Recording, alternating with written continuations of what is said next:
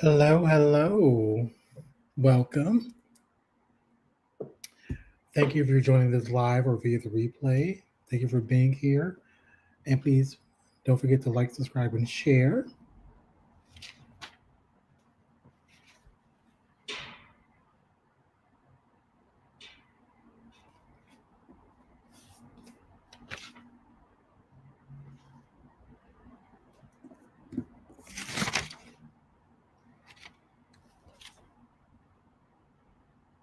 Sorry.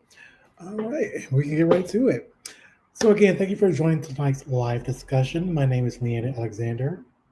I am a public health specialist and a healthcare administrator, independent one, sorry. I've been doing this for 15 years.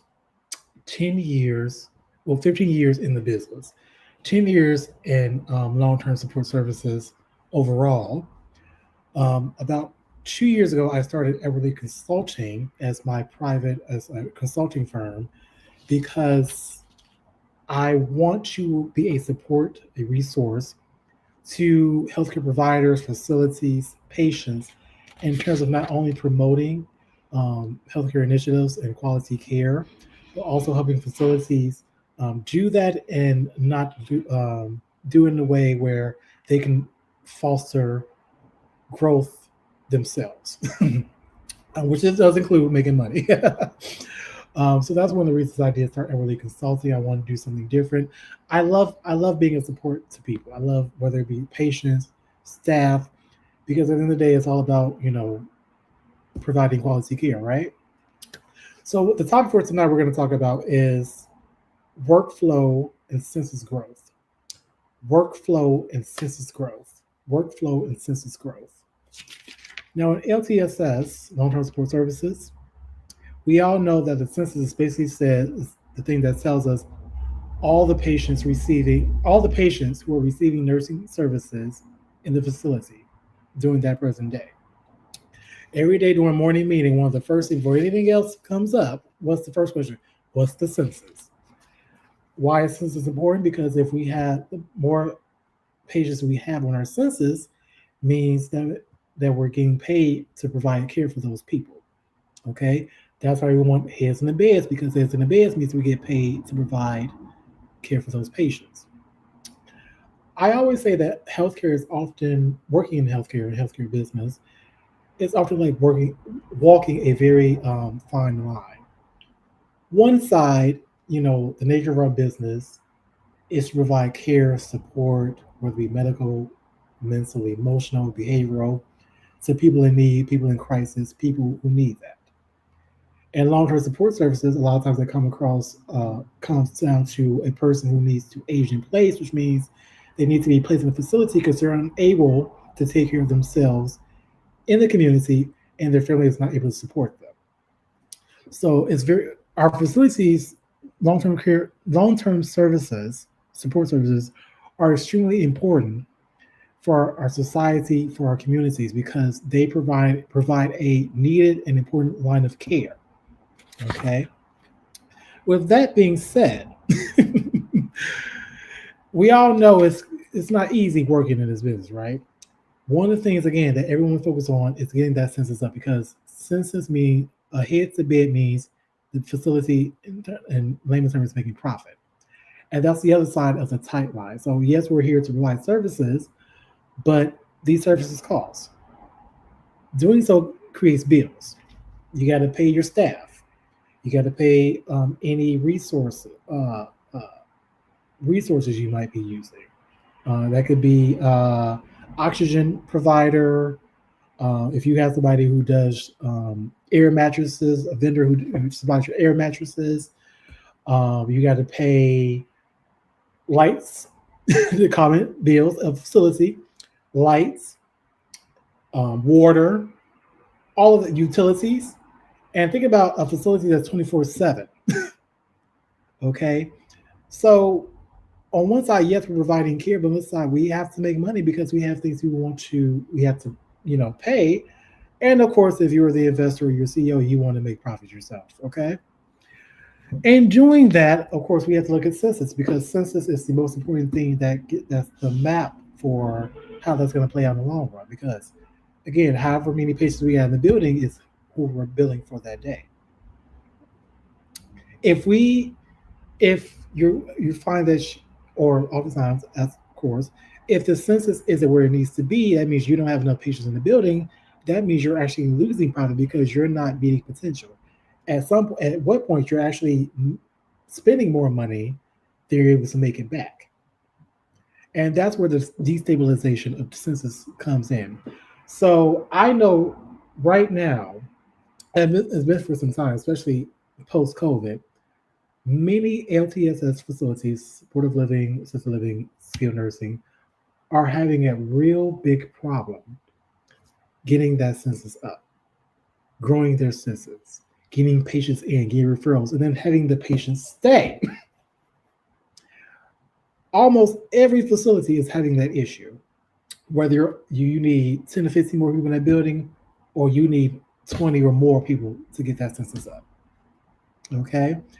One of the things I look at when we're talking about growing your census is what I call admissions workflow. Admissions workflow.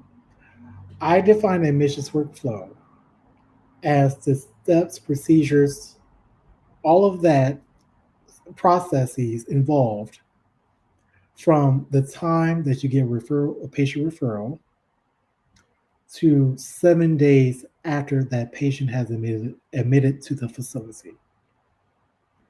That is what I call the admissions workflow timeline. The admissions workflow itself is the processes that you have in place of what needs to happen during that time frame. That includes when you get the referral, the processing time, and usually the standard industry is 15 minutes. Follow up with the whoever the referral source is, whether it be the discharge plan or the social worker at the hospital.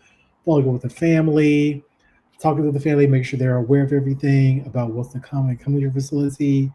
Getting the before they get the facility, going back or making sure the staff there is aware. Okay, we're gonna have this patient come in. Is the room clean? Are the medications in place? Is the nurse for the shift, are they endorsed about this patient? Are they aware of the clinical needs? If the patient has any appointments that are coming up once they get there, is whoever scheduling those appointments and transportation, are they made aware of that so you don't miss an appointment? Activities, what activities the resident like, especially if they're going to be long term. You want to keep them engaged. Is there a mission packet in place, like a welcome packet usually, just to welcome them there? All of that financially, the insurance, the insurance. Do they have insurance? Is their insurance active? That has to be verified. Are they identified offender? That has to be checked too. All these different processes coming from that many different staff members are responsible for. But all of that makes up the workflow, the admissions workflow. The admissions workflow is not just for the admissions director or the marketer. It is a IDT interdisciplinary team effort. So admissions director, of course, we got them, doing all the admissions paperwork, bringing them in, welcoming the patient. The marketer, hospital liaisons, they're out there meeting with the patients, educating them on the process and system, how it works. Once they get to the building, they're meeting with nursing because they're going to be handling all their clinical needs, and that's the biggest part, really, right? They're meeting with dietary. Dietary aware of their dietary is aware of their meal needs, whether it be medical, they have to be mechanical soft or puree, or if it's a cultural thing, maybe they don't eat pork. Knowing what they like and don't like in terms of food. Social services coming in and providing emotional and behavioral support as needed. All of that, everyone's a team player, or should be, when it comes to the admissions workflow. Okay, the admissions workflow is so important because that's how you get the patient in, stabilize them, and then continue to help them succeed. Okay, what I find is that without a workflow, those different processes in place, You destabilize your census. You destabilize your census, and that comes from four main pain points. Loss of referrals, number one. Loss of referrals. When I say loss of referrals, again, let's go back to when you get the referral. Does your facility have a process in place, a timely process of answering those referrals? Do you just have referrals in there for 2 or 3 days? Because again, the rule in the industry is you want to respond to that referral at least within 15 minutes, or make sure you get on top of the referral at least within the first 24 hours, at least. It shouldn't be a week or 2 weeks down the road, which I have seen happen. I've had witnessed it 2 weeks down the road where I'm finally getting a call or somebody saying, "Oh, we're interested." Because usually in the rule of the industry is if there's no response, that means you're not interested. You also have to keep in mind too that there are hundreds of other facilities, if you're especially if you're urban area, they are competing for that same patient. So if you most of the referrals are coming from a hospital or even a clinic, it usually goes to the software management that we use to uh, manage the referrals and get them. They're pushing that out to all other at least 100 other facilities. Now, I'm exaggerating, I know, but 100 other facilities in your area. Those facilities already responded. If you're responding 3 to 4 days later, because you didn't have a workflow process in place, which means, okay, if I get the referral, I need to review it within this time frame. The process, the workflow is in place. But without that, you've lost a referral. Another instance of losing a referral, let's say, and I call this losing a referral too, because remember I said the time frame for the admissions workflow is point of referral to 7 days post admission.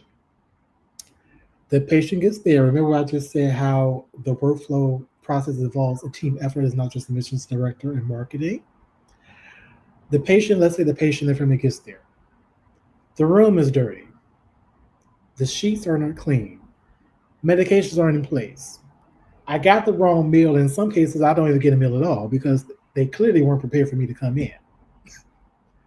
Just chaos. In the midst of me talking, I'm the patient now. In the midst of me as the patient or my loved one who's the patient going through a medical crisis, going through a medical decline, whatever's going on with them, I'm expecting to come to a healthcare facility and I'm not seeing anything of quality. Call lights not being answered, staff being very rude and unpolite, not introducing themselves. There's no welcoming spirit. There's no welcoming spirit. But especially if you're doing long term and you want me to live here for the rest of my life or however long, come on now. So what happens then? The family, the patient says, "I want to sign AMA, or I just want to leave, or I want to discharge somewhere else. I want to go somewhere else." You just got them in. They could have came that very, and this has happened. How many times have we all been through this? That patient has come that very same day, and on that same day they came in, they're saying, "Okay, I want to go. I'm not happy with this." That's a lost referral. They haven't even had time to be established in the facility yet. And if there been less than a day, you're just going to get paid for that day. But again, you're back to square one. Lots of referrals. Another one is miscommunication. This is, of course, is also miscommunication between the interdisciplinary team or the staff of the building. This would include, okay, if we know that we're getting 5 admissions in, does the housekeeping staff working that floor know, hey, clean these rooms, make sure these rooms repaired? Are nurses aware that they have a patient coming in or have how many patients come in so they can organize their day as such, because doing an admission is not easy. It's just like a click of a button. It's like that. Is everyone on the same page about who's coming in, what their concerns are, what's going to need to be addressed, and who's going to do what part?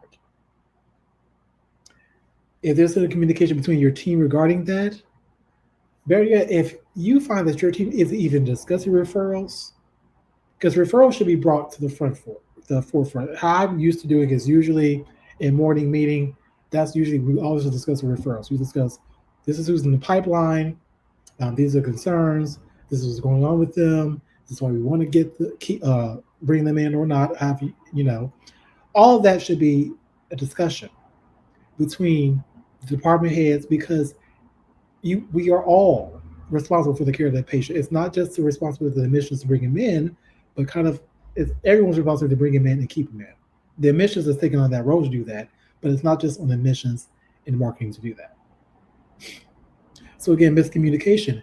If you're not communicating to your team about how the new admits are coming, how the new admits are coming in, and educating them, communicating with them what that patient's needs are going to be, then what that leads to? A lost referral, because the patient's going to say, "You all are disorganized. I don't want to be here."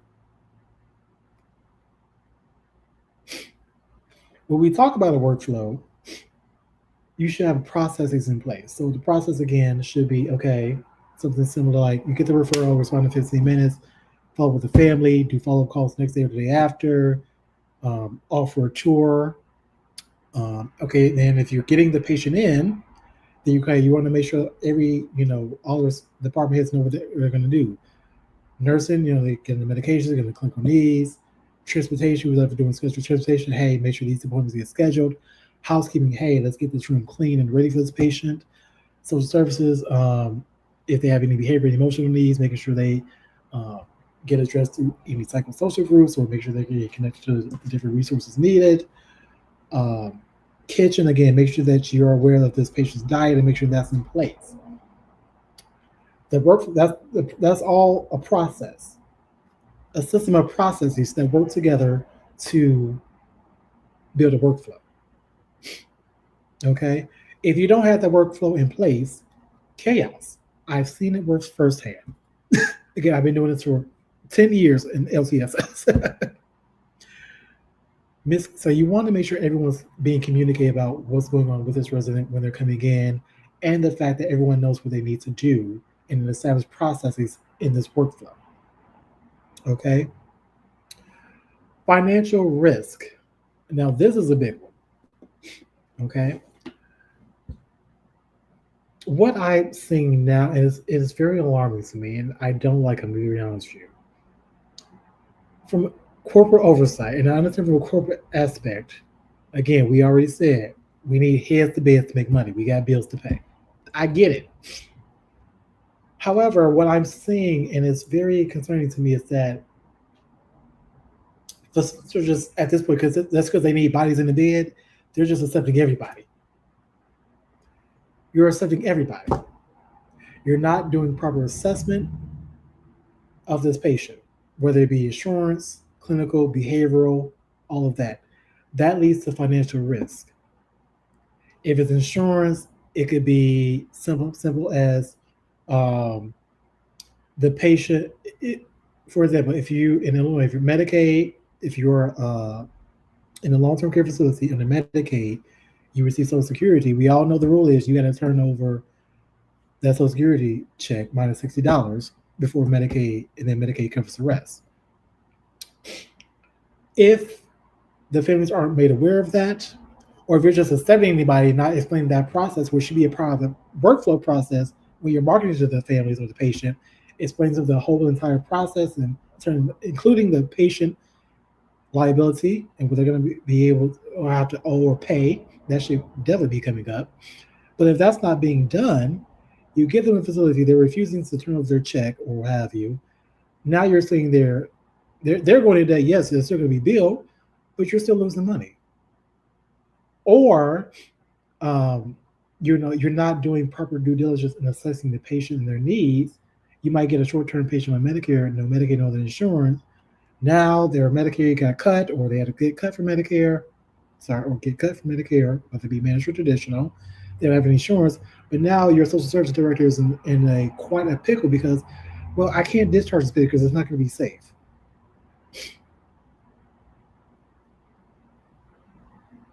Of course, then you can just go apply for Medicaid, but then it's just so much, involved in that. You're not looking at the financial risk. Or if you get a patient, maybe all that does check out, but there's just not a good fit for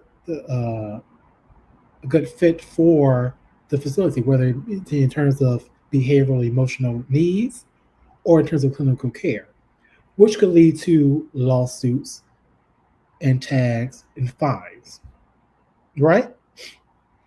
All because of the workflow process. It's being rushed, a rushed admissions process. There's no order, there's no process, it's just a grab and go. Finally, family dissatisfaction, which I kind of discussed on the lost referrals, but again, the families come in, there's no, you know, follow up, and this is why I say the workflow process, where you're dealing with new referrals, new patients, it should go 7 days into after they just admitted. So that doesn't mean okay, they get there, okay, we're done, the patient's in, on to the next. It should be a follow through with that patient and the family to make sure, okay, while you're here, help them get adjusted. You want to make it a part of your process of your workflow to take responsibility for the facility, help them get adjusted within, of course, doable means, because I understand that families can have a lot of crazy, may have some crazy requests. Well, then do means. That could be something just going to check with, hey, just checking out, know, how's everything going? Do you have any questions about anything? Just a simple smile and keeping that going. Okay, you want to make sure the fans is satisfied. Make sure they're aware about anything you being communicated with. If any insurance or billing matter, any insurance or billing matters that need to be attained to, you want to do those within those first 7 days.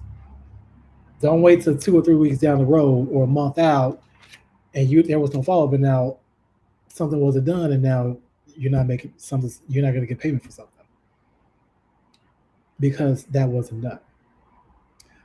Okay. Again, family dissatisfaction goes back to when the patient or the family first arrives. Dirty room, meds aren't there, rude staff, no welcoming spirit. Okay, well, I want to leave. So that's why it's important to have an admissions workflow with the processes in place, because it ensures that everyone, one, is being involved in helping this new patient become adjusted, but two, that we're going to keep them in the building. We're going to keep them, satisfied with care, that they don't want to leave, and we're doing our due diligence to make sure we cross all our I's and T's to make sure that we can clinically care for this patient, provide quality care, to make sure they're going to get paid for that quality care, right? Because again, we want to build a system because we want more patients in the building because we need to make money to pay these bills, right? So without a workflow, with all those processes, what do? You're just grabbing and going. And again, like I said, corporate oversight, they just want to accept any and everybody. I get it. I know you got to pay the bills, but you need to have a workflow with processes in place still. Because one of the things I always preach, especially with the corporations the facilities, who do that, is it's as hard as it is to get them, it's even harder to get rid of them. I say that as a social service director, discharge planner, all that. I've done all that. It's something that might be easy. It's easy if you're not. It's easy if you're not even doing the workflow process. Okay, we just take them. You get them in. They're not a good fit, or you can't manage their clinical needs, or their clinical needs are a lot more specific than you thought they were going to be, because you didn't do due diligence. You didn't follow your workflow. It's very important to develop these processes and have a workflow in place. The workflow, again, that should be about going from the point you receive the referral to 7 days after the admission of the patient. It includes anything maintenance-wise that needs to be fixed in the room that the patient's going to, getting the room clean by housekeeping, nursing, preparing, getting meds ready, looking over there, making sure they're aware of their clinical needs and concerns, making sure transportation or any appointments they have, making sure that's getting scheduled and transportation getting arranged. All of that is processes managed by different individuals within the team, but it all comes together to form a workflow. When you do have that workflow, where you're able to do that, where you're able to respond to referrals in a timely manner, making sure you're properly and thoroughly financially and clinically assessing the patient to make sure they'll be a good fit, that you can afford the patient, that they can afford you, that they can mesh well with the other patients you got there. Um, so there weren't any issues with there. Making sure that the family is well educated about um, the long term care is, or if they're doing short term care for those of you who do short term rehab, what that process looks like. Making sure they're educated on the insurance. Make sure you get that care plan meeting, the initial care plan meeting in place within the 7 days. Make sure you get the contract signed within the 7 days. Well, usually quicker than that. A lot of people I know, but make sure within that 7 days of admission that you're tying all the loose ends are getting tightened now. You don't want any loose ends. You want to make sure that the patient's taken care of. You want to make sure any paperwork that you need or any outstanding things that might be needed for the patient that's getting done, or it's a conversation about that getting done. That keeps things organized because if without that workflow, you're just grabbing because you just want patients, and then you say, okay, well they get in the building, we'll figure it out then. You get them in the building, they might not be a good fit. And one thing I always say is, once you get them, again, it could be depending on how you do it, hard or easy to get them, but it is definitely harder to get rid of them, especially when you know that they're just not a good fit, whether it be medically or you financially they can't afford you or you can afford them. That should all be a part of your workflow process, is in terms of bringing in the patients and keeping them there. Okay. The impact of not having a workflow or a poor workflow is, of course, census decline and you're losing money. Let's go back to referral management. Again, I keep going to say, like, once you get the referral, usually 15 minutes. This is how I do it, or how I've been trained and how we've been doing it in my field here. Um, Within that first 15 minutes, you want to make a general response. Now, again, if is it going to be, is it going to be, is that going to be kind of a sentence, something that has to be 15 minutes? Again, every facility works different, but it's just an example. But if you're taking 3 or 4 days to respond to a referral, maybe not one referral, but maybe it's several, that actually if you had went after and then had your workflow in place, you could have brought some money in. But now you just probably missed out a good 2 to 3 patients because you didn't follow the referral in time. Or you got the referral and all that stuff, but you got three in, two of them, three patients in the facility. 2 patients have issues because one, their rooms were clean, they didn't get their lunch or dinner straight, depending on what time they came in, or it was the wrong food, or it was something they was allergic to, or their medications aren't there, or they're not prepared, or the nursing doesn't seem to have any idea anything about their clinical case. So maybe those 2 patients say, okay, I want to leave. You're losing money without a poor. You're losing money with a poor workflow and without those processes in place to form a coherent workflow. I think that's very important to understand that.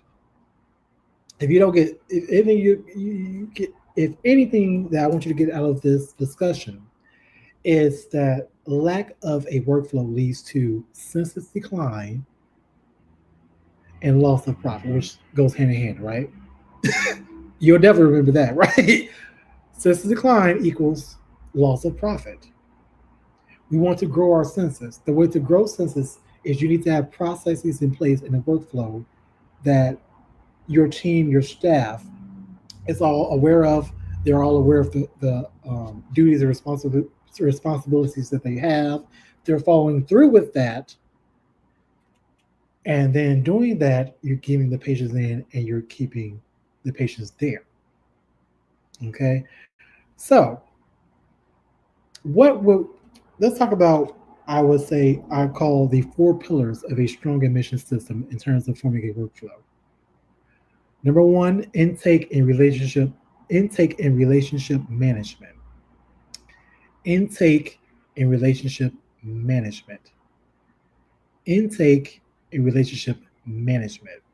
That goes into your referral process. How are your referrals being managed? What systems are you using? What's your response time? Okay. What is the okay? If you're the administrative director, you got to give it to the director of nursing, and administrator, all the different department heads to review it, or the ones who make the decision over it. What's the response time that you need back, or we had to get to the marketers or hospital liaisons or whoever's working with the discharge planner or the social worker at the hospital to plan the discharge to the facility? What's going to be the time frame that you need to get um, notes or whatever have you back from the reviewing team? Okay, it can't be that okay. The administrative director they got this referral within 15 minutes. They made a contact. Need it reviewed, and it takes your reviewing team, which is usually the DON, social director, administrator, um, therapy, others, maybe some other parties. It's taking them 2 or 3 days, 4 days to respond back. Again, that leads to a lost referral. So you have to have an intake and relationship management, intake management or referral management in place in the process regarding that. You also should have a process or workflow in place when it comes to relationships with the referral sources. Okay, of course, many referring sources usually are hospitals, of course.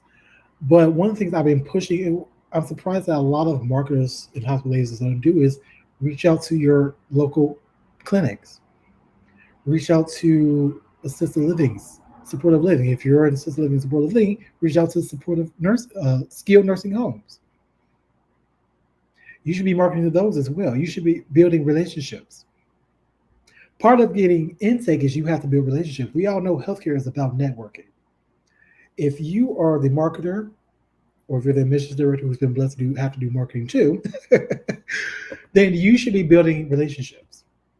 Okay, and that should be really a team effort too, because that should be something the administrators are in part of. Obviously, because they're the head of the system.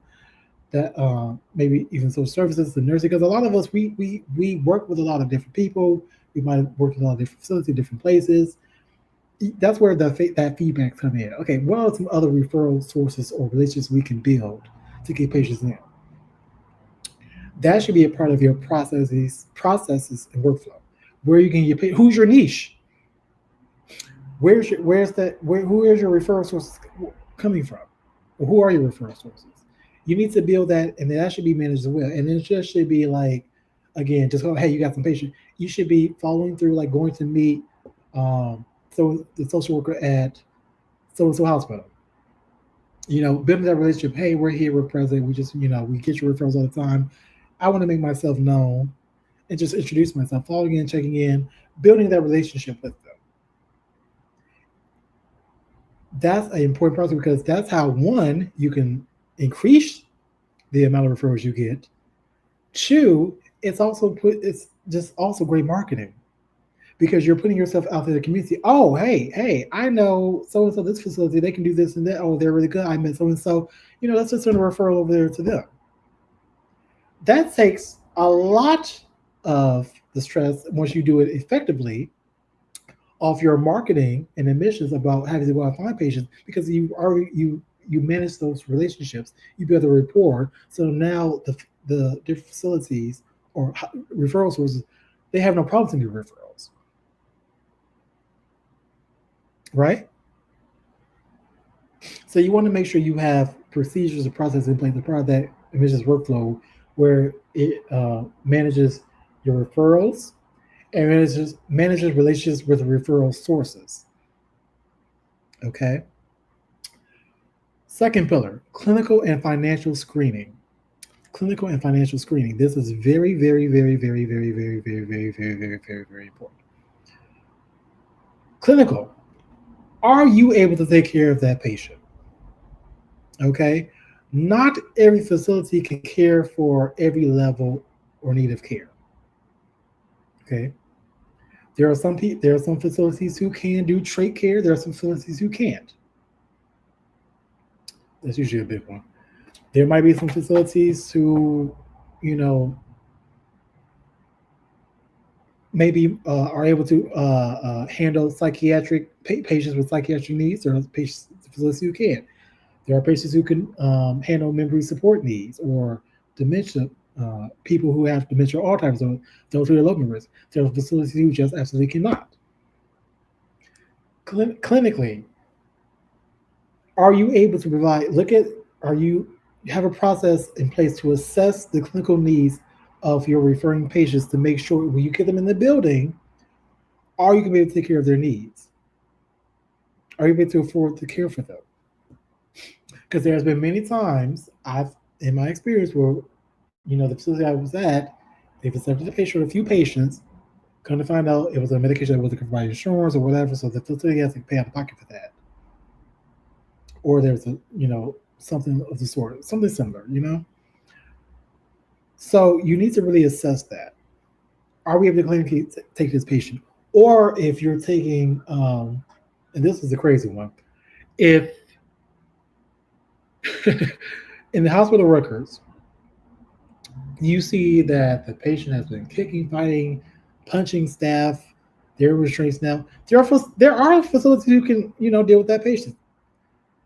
You might not be a facility that can deal with that patient, but because again corporate oversight, there's no workflow process in place, there's no admissions workflow in place, there's no processes in place.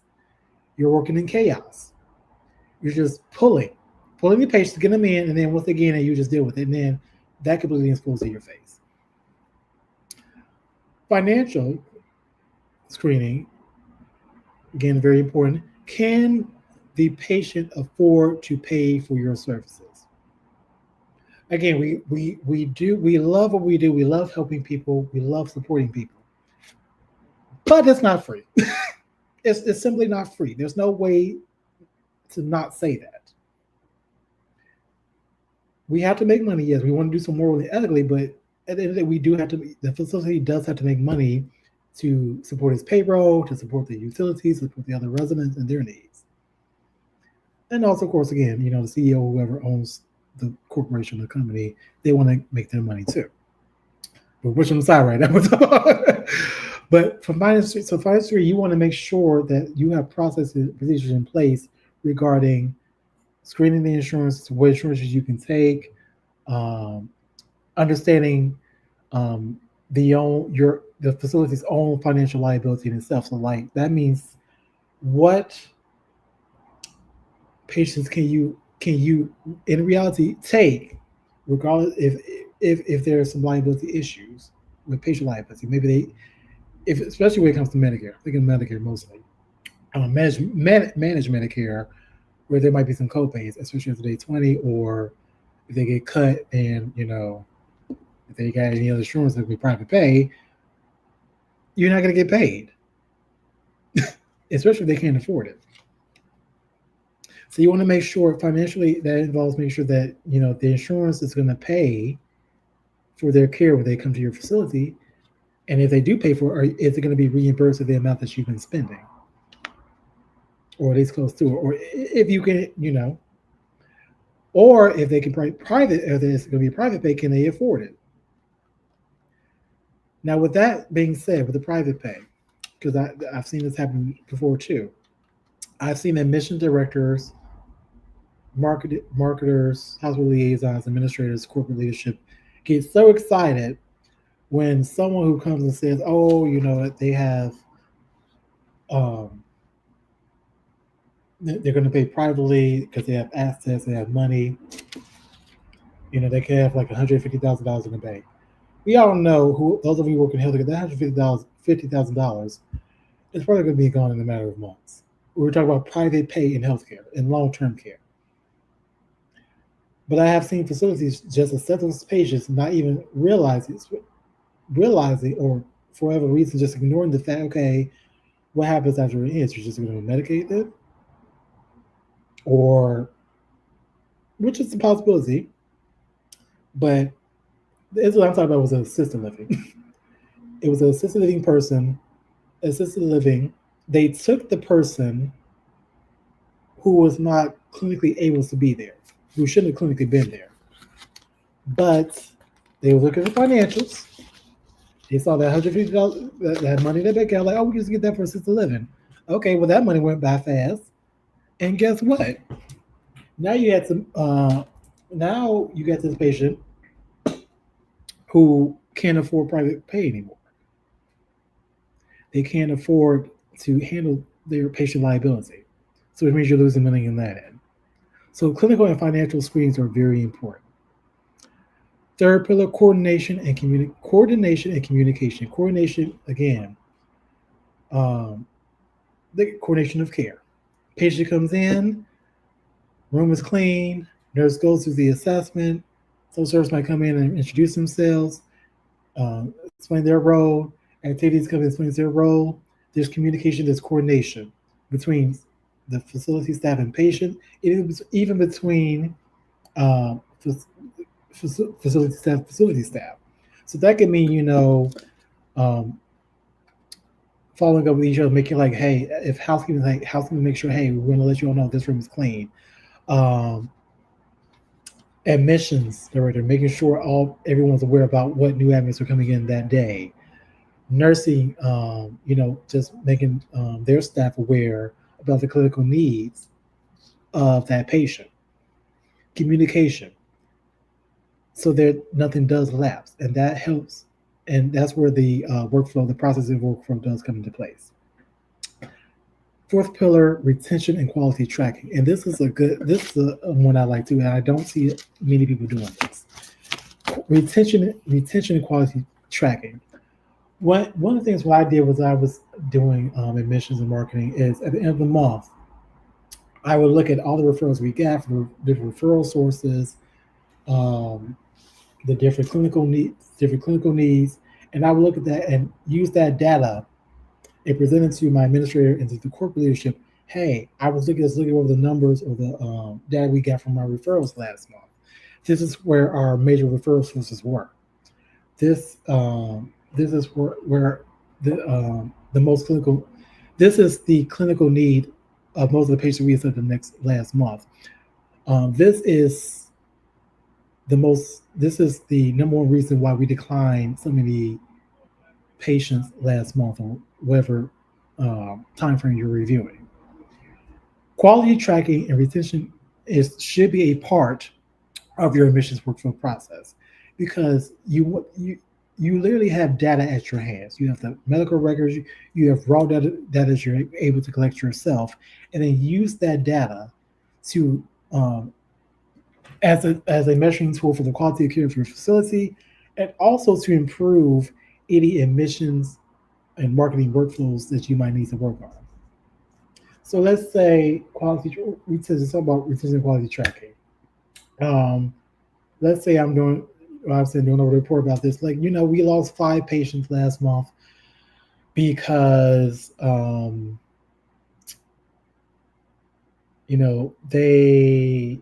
thinking of a good reason. We lost 5 patients last month because, for 2 or 3 meals in, or a few days they were getting the wrong meal, or they were being served something they didn't want, they was allergic to, or wasn't the proper diet. Like maybe they was mechanical, but you give them general. Okay, well that's where we need to look. Okay, well let's look back and see where was the hiccup with those issues. Was it the kitchen? Was it good communication? Was it because I know a lot of facilities have like a slip you got to fill out, that nurses do fill out regarding diets. It's in the kitchen. Was that not being completed? That's where you want to be able to look at where the flaw is coming from, where the issues is coming from, looking at the data that you're getting.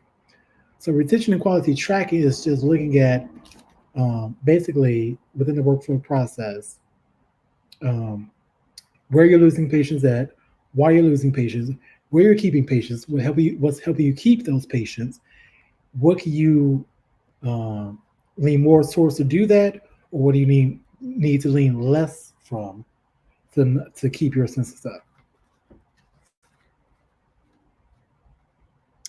That is how you build a strong admission system.